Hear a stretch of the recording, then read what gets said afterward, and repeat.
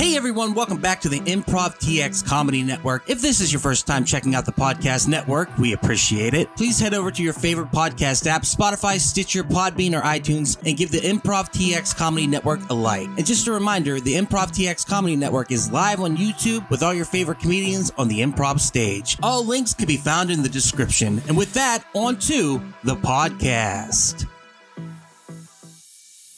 Hey everybody, welcome to the Act Out. From open mic to the big stage, comedians tell us stories they have made. Today I am with Ryan Joseph. I've got to read off all his bona fides, if you will. Stand-up comedian and actor, described by Joe Rogan as one of the hottest up-and-coming talents in the country. He has worked with Rogan, Whitney Cummings, Tim Dillon, Jamie Kennedy, and Guy Torry. Ryan won first place in the U.S. Comedy Contest. He is featured on Kill Tony over 10 times, regularly tours with William Montgomery and David Lucas, and hosts the new podcast you need to be listening to called The Ryan Joseph Show. Ryan, how are you doing today, sir? I'm good, Ducky Wenzel. How are you doing? I am excellent. Let's start from the beginning, of course. First of all, welcome to the show. Secondly, where are you from originally? I'm originally from Florida. I grew up between Miami and Jacksonville, and would just be shuffled back and forth between parents after they divorced, because either my mom wouldn't like me and send me back to my dad, and my stepmom wouldn't, and I just go back and forth. And then finally I realized that you can get student loans and live on your own if you go to college. They actually mean it though when they say you have to pay them back. I didn't know. I thought it was just a joke or something, you know? I was going to say, what were you like as a kid then? Were you a little bit of a troublemaker, I take it? Or were you just looking for attention? Yeah, I used to dress up as Indiana Jones and Dick Tracy and Yeah, I was kind of troublemaker. I came from a really messed up background in a way. I dealt with it through stuff like that, you know? I was always really into music and stuff. My friends and I would get together and we would pretend we were Beavis and Butthead, and we would record us over a radio. We would record a tape, you know, while a radio is playing, and then we would interject our voices as Beavis and Butthead. I was always playing outside. I'm from the last generation that actually played outside. Yes, you know what I mean? Yeah. Yeah. So I'm still a real human. I'm one of the last humans. And yeah, I was really into movies and stuff, and I'd always dress up. Yeah, pretty much. And then as my parents got divorced, my mom was just a mess, you know, with many boyfriends and drugs and stuff like that. I became kind of a delinquent, you know. I got arrested for shoplifting a bunch of times. Oh wow. And yeah, I kind of acted out. You know, I would sneak out of my grandparents' house because eventually I had to go live with them, and we'd sneak out and we would steal from it was in a rich country club, you know, that I had to live in, and I was the poor kid living in the country club. But we'd steal from the construction houses under construction. We'd build tree houses in the woods and stuff. And then we would we stole the keys to the country club, and we stole all the wine and the toilet paper as well as the golf carts. And I got arrested that night at 13. I was arrested for grand theft auto because $2,000 worth of damages on any kind of moving vehicle is grand theft auto. So wow. Yeah. And then my grandfather paid for the lawyers, but every morning he would get drunk on vodka and he'd be like, "Where's my money, boy?" I don't have it. Yeah, that's pretty much it, you know. And then when I go down to Miami, it was weird because when I had to go live with my dad, it was just mainly a black Hispanic school, and I was really blonde, and it was very traumatizing, you know. You felt totally out. So then I got into drugs and stuff. Then I was you know, man, I'm gonna be a guitarist, you know, I'm gonna sing. Doesn't matter if I can't sing, I'm going to sing, you know? And you know, and I really got into guitar and stuff because before I was into a lot of active stuff, activity sports or whatever, playing around and running around outside. And then I just got into guitar and smoking weed and then drugs and stuff like that. And so where'd you get the weed? I heard you say earlier you got it from your dad. Is that right? You stole it from him? Yeah, my dad is a big pothead, and I would steal from him. That's how I made friends, because they were yeah, that's the white boy. He's got the weed, you know. I always have weed. And then it got to a point where he was even giving it to me, dude. I was 15. My friends would be blown away. They'd be hanging out with me. My dad would walk in and he would scare them just for fun. You're "What are you guys doing in here?" You know. And then he's here's a sack of some Jamaican shit you want to try out. What? Yeah. He's just handing it out. That's awesome. So, but you know, at the same time though, I didn't like it though, because I was I wanted one of their square parents that because you know, growing up like that, it looks fun from the outside and stuff, but it was just I had no structure I always felt like I was kind of like just floating around, So So you ended up going to school for quite a while, didn't you? After that, yeah, college? yeah. Once I escaped the community college and got loans, that was my main source of like income, man. So I would just pay off rent and then buy drugs, and I would do well enough. I chose English because I was always good in English writing and stuff. And I was like, I'll get an English degree. And that kind of always made me feel like I always have to have a goal, or I don't feel good about myself if I'm not moving towards something. And so I totally forgot. Oh, yeah, that was another thing. And when I was younger, I did acting a lot. When I was really younger, I was into acting classes and I trained as an actor for a while. But when I started smoking pot, I gave that up and I totally forgot about that. And I forgot about acting and I didn't know about stand-up comedy. It didn't ever cross my mind. Yeah, I guess I was always funny. I was always actually, I hated being funny in a way because it was like a defense mechanism. I felt like that's the only reason people liked me. I remember walking to school telling myself, don't be funny today. Don't be funny today. Because it just brought on all this attention, or it was weird. I don't know why. It was just, I can't remember why I was saying that to myself. Anyways, yeah. So I just stayed in school in Gainesville, Florida. I dropped out of high school like at 17, which I wish I would have done at 13. I didn't know that you just take a test Yeah, and and get you're out. done. Yeah, you don't There's have to no put money point in in that. high school. Yeah. Yeah. You just take a test and like, okay, yeah, no school. So then I was running wild, just smoking pot in a band and but I went to community college, got my associate's degree, right? I was really getting into mushrooms and stuff like that at that time and weed and just partying and stuff like that. And eventually I got accepted into FSU. That gave me some sort of like, oh, I'm worth something or whatever. And I went to FSU and my drug addiction kind of got harder, got into worse stuff. And I started living these two lives, because I would go to class and I'd be studying philosophy and literature and stuff. And then at night doing that shit.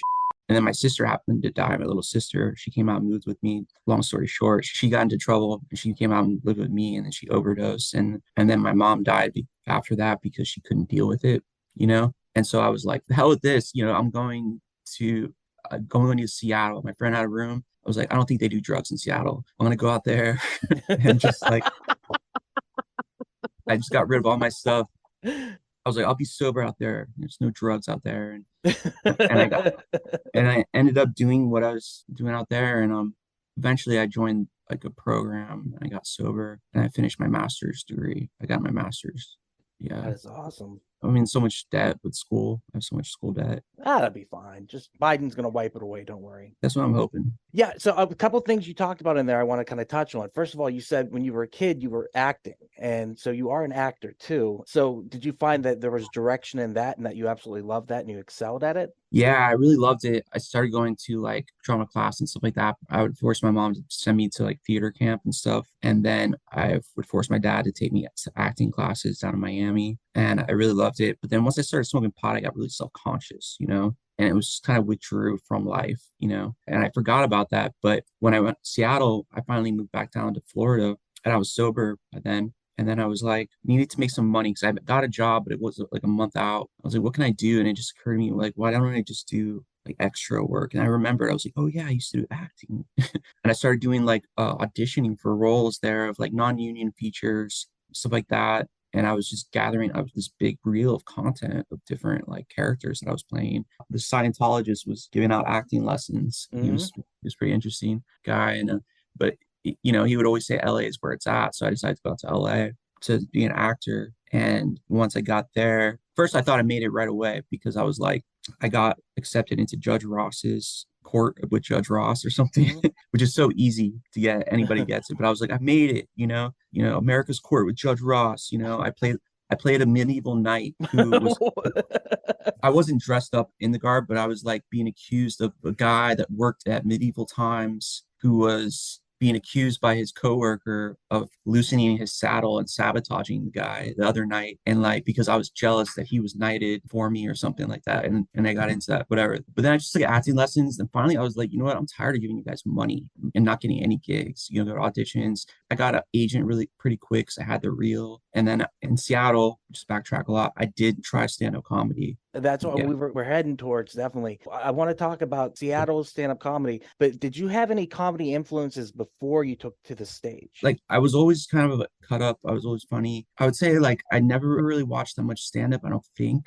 but I loved like comedy movies and stuff like that. And but I never knew how to write jokes or never looked at stand-up as even a possibility, right? Until in Seattle, I decided, I was like, why don't I try this, And I started going to Seattle Comedy Underground and then going to open mics around town and stuff. And I liked it. There was a sort of power in it, even though I sucked really bad. But then I had to leave because I got a job and there was no really places to perform in Orlando, or I was doing a lot of acting, but it was always in the back of my head, like the bug kind of got in me. And then in LA, I tried to go to improv classes, right? Mm-hmm. And went to Groundlings. I went to Groundlings, right? Which was the gayest. It was like, hey, let's get in a circle and throw this ball in a Yeah, sound circle. ball. Yeah. And you say a syllable and I say a syllable and it rhymes with your name. It was just so horrible. And they were like, we guys, I feel like we all know each other our whole lives. We're going to join a Facebook group and we're going to go out and get drinks afterwards. And I was like, this is gay. I'm going to like, I was like, I'm gonna try stand-up comedy. And there was a place called Fourth Wall Comedy, and the guy had this really cool way about doing it. It was like he started in like a semi truck, a hollowed out semi truck, right? But you pay $5 for 5 minutes and you couldn't leave, right? After you do your set. And it was just like 10 comics from 11 a.m. to 11 p.m. Every hour would be a different set of 10 comics, right? And it was slotted. And you go and you register and you could go up every night. But by then he had gone into like some rooms and it was a cool little stage. And that's how I learned how to do comedy, because to make comedians laugh is hard, really hard. Like a lot of people say, I don't like open mics because, if it's just comedians, but I always tell people they should do it, because if you can make a comedian laugh, a comedian who doesn't want to laugh at anything, he's a sad soul and he's thinking about his own material. He's dying for you to get off the stage so he can go up. But if you can pierce through all of that with your joke, it's so good. That means it'll crush in front of a real audience, right? It was the ultimate like acid test. It was like, that's where you can like hone in a good joke. It took me a while to find my persona and to realize what a joke was. I started listening to, Jesselnick, and I started listening. Oh, in college, I was really into Mitch Hedberg and stuff like that. And so I started listening to him more, but I was looking at more of like the structure of like, what are these jokes? Like, why are they so funny? And started studying the misdirect of them and, Stephen Wright and stuff like that, and Rodney Dangerfield. And I realized that, and just fell in love with the one-liners, and it worked well for me, because when you're coming up, just going in between being an open micer to doing bringers and like, you only get a certain amount of time. And a lot of people want to go up there and just talk and talk, and the whole long premise is just to get to one punchline, if any. But like, if you have all these one-liners, just you're crushing in that 5 minutes, So I think I stood out more as a one-liner. It's a harder thing to do, but I think my background in writing, getting an English degree where they make you write every day nonstop, it kind of trained me to be able to write. And I try to write every day. Yeah, and your style is very much like you said. It is a one-liner. It's so well written, and it's so perfect amount of words and everything. I was blown away when I started watching it. I was like, oh my God, this is hysterical. But not only do you do one-liners or quick jokes, you go for laughs per minute, which you're killing it on those. Hey everyone, it's just Stuck jumping in to say thank you so much for checking out the podcast today. If you dig it, please head over to our website at improvtx.com, where you can check out our calendar for all the upcoming shows in Addison, Arlington, Houston, and San Antonio. And don't forget to follow our social media, all links in the description. And with that, back to the podcast.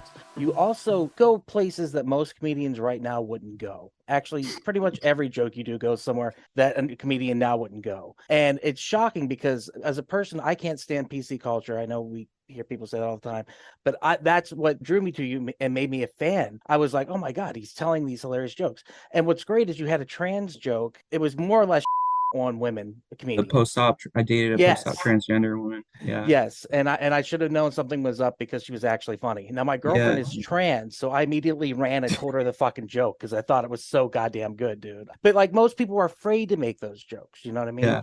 And so it's so exciting to see somebody out there who's just like, no, I'm just gonna go for the jugular. I'm just gonna go. It's so weird, because it's like my jokes that like are like the stuff that deals with like Black people jokes. Like, I perform with David Lucas, who's African American, and he always encourages me to say these jokes that like are really like offensive, but like the Black audiences love them, right? And it's always usually just the white people in the crowd that get all afraid. They're afraid that like if they laugh, they're like, and I find that to be more racist than anything, because it's like, it's like, oh, we have to protect them. They can't take a joke, and it's just like, my whole philosophy is really, I can get really deep into it is like, one, we all have that shadow in us. And until we embrace it, we can't find any kind of joy in life. But two, we know all these things exist. Everything I joke about, and I think everything I talk about and joke about is horrible. That's why I joke about it. That's how I deal with it. I had a friend that was in the Marines, and I asked him how he dealt with seeing his friends being blown up to pieces in front of him. And he said they made jokes. It was jokes. And like my background, what I've been through, when someone tells me a horrible thing, I always joke about it because it helps me cope with it. And I feel like, why can't people have like an hour and a half or 2 hours where they come into a show and just laugh at all the horrible stuff that's out there from it? And it just conquers it, because instead of being a victim of these horrible things out there, right now, as we speak, there's someone that's being incredibly violated or oppressed or whatever. And like, we know that in the back of our mind, yeah, we keep living our lives, but it eats at us, I think. So if like we can live, there's a certain catharsis too. And I think comedy is like, it's supposed to be like that. I can't stand when people say dark comedy. I know I have to say that in the moniker because that's usually what draws people. But, in my view, it's real comedy. It's like comedy. You're saying things that can't be said. You look at George Carlin and you look at going all the way back, look at Lenny Bruce. It's just, you're saying things that can't be said. And that's what people come for because they just want someone to say them. But there's an art to it because it can't just be shock humor. It can't just be like, hey, I'm going to say something that was really offensive. No, yeah, there's an art to it. It has to be funny and it has to be well written and it has to have like an irony towards it. For instance, the whole Tony Hinchcliffe debacle, right? I always respected Tony's comedy, but I think that one incident where he went on and started, roasting the Asian dude before him, he started saying these like hateful things, but if he would have said it in a really sweeter tone, if he would have gave it some contrast, it would have been more palatable to people, Like, can you imagine Natasha Leggero going up there and saying, "Give it up for the filthy," but it would have been funnier because it's just like a joke. But there was no contrast with him. He came up there with anger, saying angry, hateful things, and I don't know if you can be taught that or not, but like the sense of irony and contrast is important to humor. And the other thing is, you go on stage, you're playing a character for the most part, right? Yeah. That's not who you are. It's one of those things where your character on stage is, how do you describe it? It's kind of like a dumbed down version of yourself where you're kind of playing. Yeah. It's like a comic flaw. You're seeing Sarah Silverman's Jesus is Magic. She would say these incredibly like racist stuff, but after she said it, she would just look around like she doesn't know that it's racist, Right. And like, you have to be dumb. Because if you go up there and you say what I'm saying in an intelligent, thoughtful tone, yeah, you have to say it like you're an idiot, so people will laugh because they're like, haha, look at the guy that doesn't know, like I'm acting out these things, and how I came up with that really was, well, one, I was at the fourth wall and one day I said, everyone used to think I was going to be the next school shooter, right? And everyone started laughing at me, and I was like, why is that? Why did they start laughing at that? And I realized that's how people see me. My appearance, I suppose, is like, because acting classes, they would make you in LA stand in front of a class, like a big 30, 40 people, and they would all look at you and tell you what they thought of you and what they see when they look at you.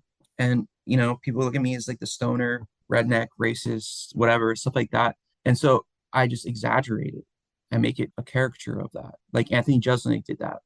He was this like really good looking, like frat boy, right? And everyone hated him. So what did he do? He exaggerated it, made it more arrogant and more, made it just like a caricature of that, Right. And a lot of people don't understand the persona is key, But then again, it seems like there's some people that can go on stage and just be themselves the way they are and talk. And that's cool. Like I wish I could do that sometimes, but like on stage is the one place where I like am not me and I can forget who I am and my problems and I'm someone else.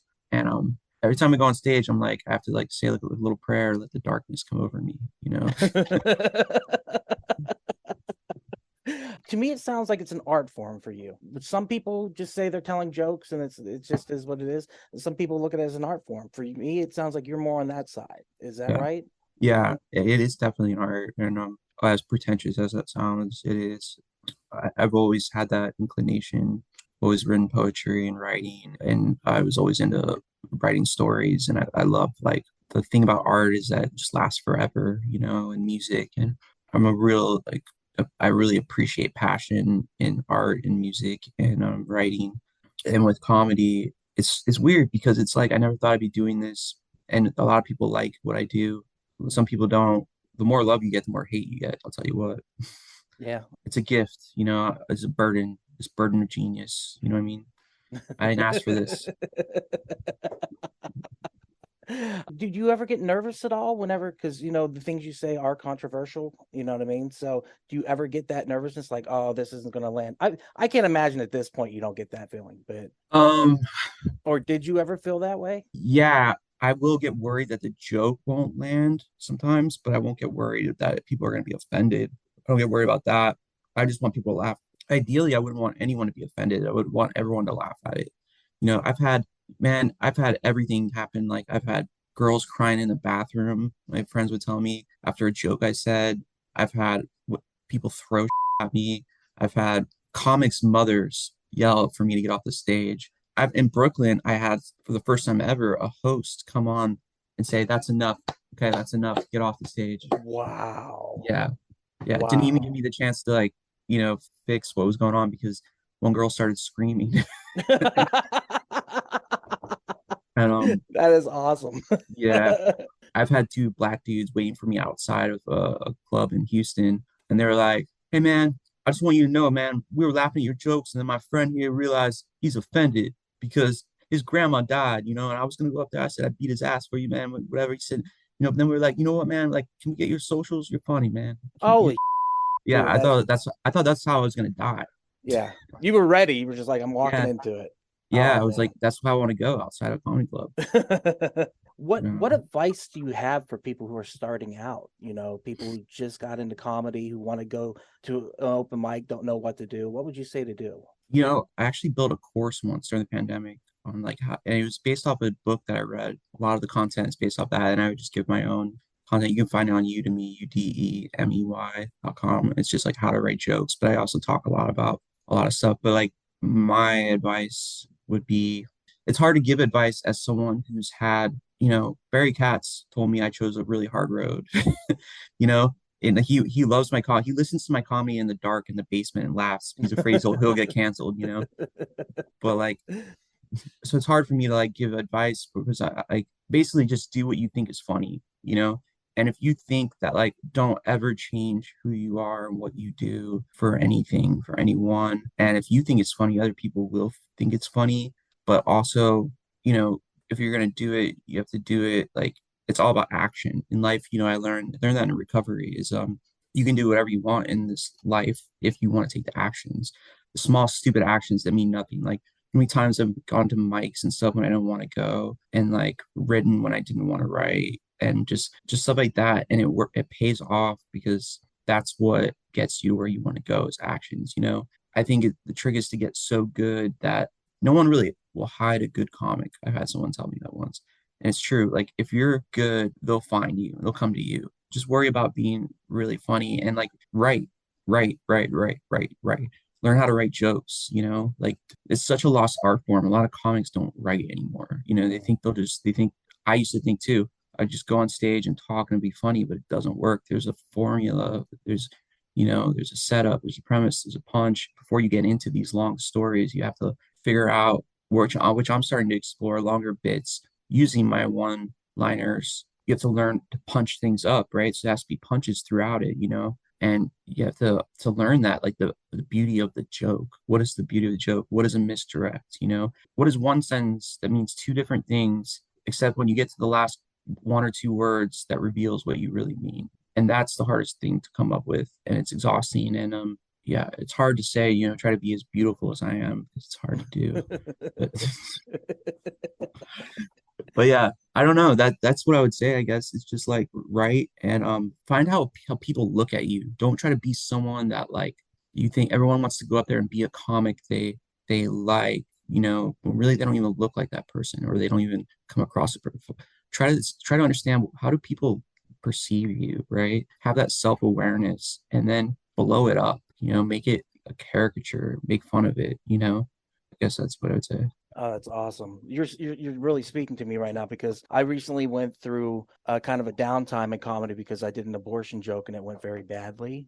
to the point where the staff was about it, and That's great. yeah, and I'm just like, man. And then my friend, he's like, man, you probably shouldn't have done that joke. And I was like, no, that. I was like, it's a funny joke. I don't care what anyone says. It's a Yeah. good joke, and it just, but it did. I'm sensitive, and a lot of comments are sensitive, so I Yeah. took it to heart, and I was just like, well, these people don't like me, so I've got the punk rock mentality of who cares, and then Yeah. I've got the other side where it's like, oh well, I don't want to hurt anyone's feelings.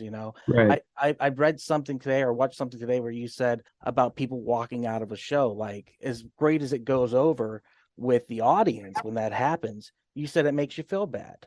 Yeah, it does.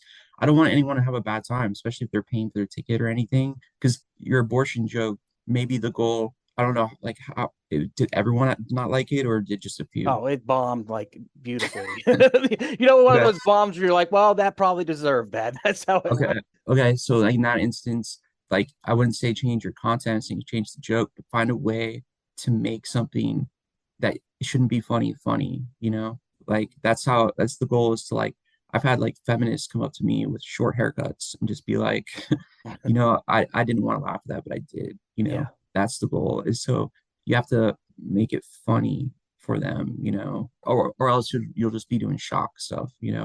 Yeah, that's the trick. That's the art really is finding a way to say something that people don't want to laugh at and they laugh at anyways.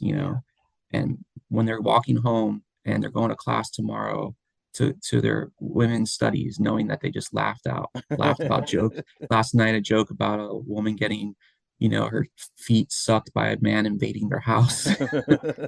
Have that haunting them. Yeah. And like that's what I laughed at, last night. The other thing about you is you stay busy. It seems like you have a direction you're going. Not only are you doing comedy, you've got weekly shows. Sick is a weekly show. You still have that one going on weekly, or have you taken that kind of on tour? Is that kind of the idea? It's not weekly. It's I just took it up to New York City and it went really well. I sold out the New York Comedy Club. That club was amazing, dude. And yeah, tickets were fine for that. I take it to different places around Houston and stuff. It's not weekly. It used to be weekly in Austin, but I think just the nature of the show, people didn't like it. Or usually it's not the audience. It's so weird. There's like this discrepancy between like the business side and what the audience is like managers, owners of a club, they get all butthurt over stuff their audience wants to see, like their points of view gets in the way of what the audience wants to see. Because it was like, yeah, I would sell out a lot of shows or sell a lot of tickets, and it didn't matter to them because it went against their principles, which I can respect, I guess. And so I haven't really found a home for it in Texas where I can do a weekly show. I'd like to. Maybe Addison. Maybe I would do once a week in Addison. I would love that. The podcast is awesome, dude. I think that on top of your comedy is going to be a breakthrough in a big bad way. You're already getting huge numbers and views and comments, interactions.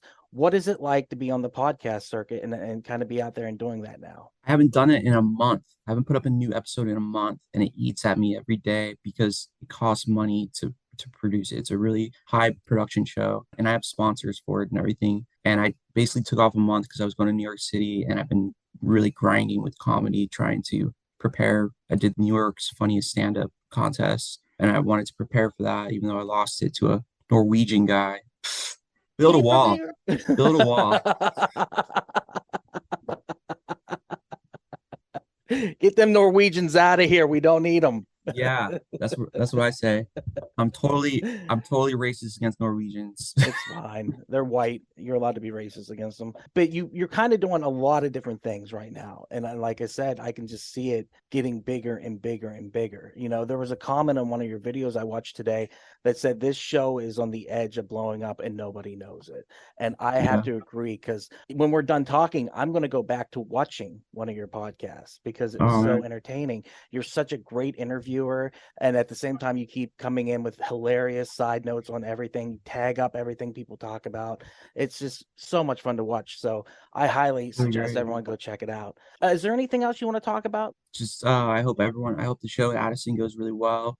I always do really well up in that part of the state. I love Texas, and especially up the Dallas Fort Worth area. Yeah, I hope everyone comes to the show, and I will be putting up more podcast episodes very shortly. Socials, we got to say it real quick. Ryan Joseph Comedy on Facebook, the only Ryan Joseph on Instagram, Ryan Joseph Comic on Twitter, and Ryan Joseph Comic on TikTok.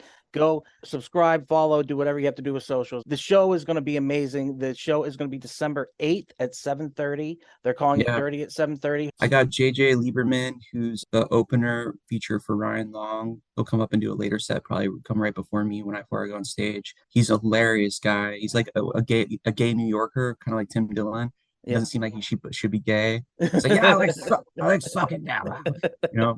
And then I got Christina Mariani, she's hilarious, and Leonardo Joni, another hilarious chick, and Francisco Ricon, who's like, he's one of my favorite comics. This guy, he has like a whole bit about how he was starving in Venezuela and he had to get his sister pregnant so they could have milk for the milk for the family, you know. This show sounds like it's so up my alley. It's ridiculous. I cannot wait for it. I'm totally going to be there, dude. Well, thank you so much, Ryan, for being here with me and talking today. Man, it was great meeting you. Nice meeting you too. I will be at the show on the 8th to check you out. So everyone else, get your tickets now. Link in the description. Dude, thank you very much again. I appreciate it. Later, man. And there it is. Hey, everyone. Thank you so much for listening to the podcast today. If you enjoyed it, please head over to improvtx.com to check out all our upcoming shows at the Addison, Arlington, Houston, and San Antonio clubs. If you like this podcast, you might enjoy the other podcasts on the Improv TX Comedy Network. We have The Act Out. From open mics to the big stage, comedians tell us the story they've made, where I talk to comedians from all over and chat about their journey this far. Also, check out the Black Dog Retro Arcade podcast. Straight from the arcade, we talk about how our favorite games were made. That's right, we're talking all that video game goodness. And finally, we have Quacking Up, a storytelling podcast where we pick suggestions from a hat and tell stories based upon them. Once again, thank you so much for listening. Please check out our social media, all links in the description. And with that, we'll see you on the next one.